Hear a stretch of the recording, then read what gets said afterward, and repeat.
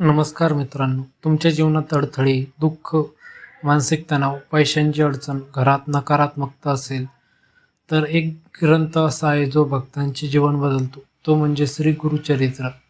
पण तुम्हाला माहीत आहे का, श्री गुरुचरित्राचा पहिला अध्याय इतका शक्तिशाली आहे की तो वाचल्याने भक्ताला गुरुकृपेचा मार्ग खुला होतो. आजच्या या व्हिडिओमध्ये आपण जाणून घेणार आहोत गुरुचरित्र अध्याय, एक संपूर्ण कथा, त्यामागील गूढ अर्थ, यातून मिळणारे आशीर्वाद आणि हा अध्याय कधी वाचावा. व्हिडिओ शेवटपर्यंत नक्की पहा, कारण मी शेवटी सांगणार आहे असा एक उपाय जो फार कमी लोकांना माहीत आहे. श्री गुरुचरित्र अध्याय एक संपूर्ण माहिती. श्री गुरुचरित्र अध्याय एक संपूर्ण माहिती. श्री गुरुचरित्राची सुरुवात होते नमधारक नावाच्या भक्तापासून. नमधारक हा एक सामान्य माणूस असतो, पण जीवनात खूप दुःखी असतो. त्याच्यावर संकटे, दुःख, अडचणी, मानसिक त्रास आलेला असतो. तो मनातून खचलेला असतो आणि एक दिवस तो ठरवतो, या संसारातील दुःखातून मला मुक्ती हवी, मला गुरूंचा मार्ग हवा. मग तो श्री गुरु दत्तगुरांना हाक मारतो.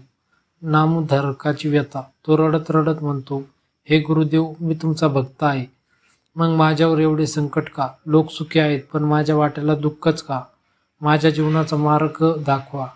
हे शब्द अत्यंत हृदयस्पर्श आहेत, कारण हेच प्रश्न आज अनेक लोकांच्या मनात आहेत. मी इतका चांगला असूनही त्रास का? भक्ती करूनही संकटे का? देव माझं ऐकत नाही का? सिद्धमुनींचं आगमन. नमधारकाची प्रार्थना ऐकून तिथे प्रकट होतात सिद्धमुनी. ते तेजस्वी, ज्ञानी आणि गुरुकृपेने परिपूर्ण असतात. ते नमधारकाला म्हणतात, घाबरू नकोस, तुझ्यावर गुरुकृपा आहे.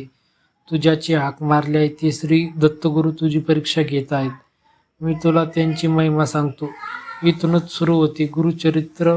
म्हणजेच श्री गुरुचरित्र हा फक्त ग्रंथ नाही, तर एका दुःखी भक्ताला मार्ग दाखवतात अशी व्यथा कथा आहे.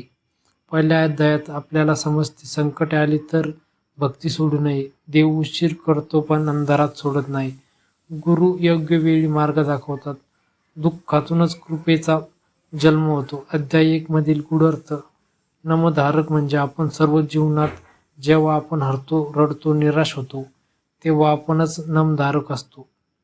सिद्धू म्हणजे गुरु. गुरु कोणत्याही रूपात येऊ शकतात. एखाद्या संताच्या रूपात, एखाद्या माणसाच्या रूपात, एखाद्या शब्दातून, एखाद्या संकेताने. संकट म्हणजे शिक्षा नाही, हे लक्षात ठेवा. संकट म्हणजे देवाची शिक्षा नसते, ती आपल्याला योग्य मार्गावर आणण्यासाठी असते. अध्याय 1 वाचल्याचे फायदे.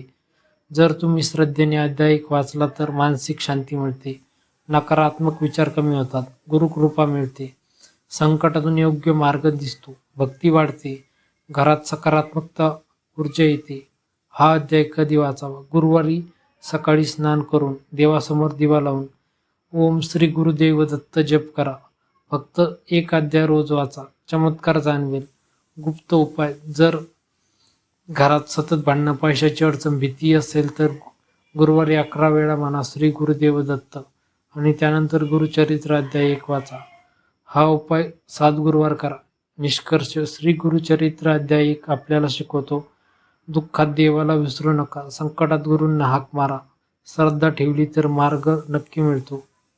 जर तुम्हाला श्री स्वामी समर्थ, दत्तगुरु, गुरुचरित्र याबद्दल अजून माहिती हवी असेल तर चॅनलला सबस्क्राईब करा, व्हिडिओला लाईक करा.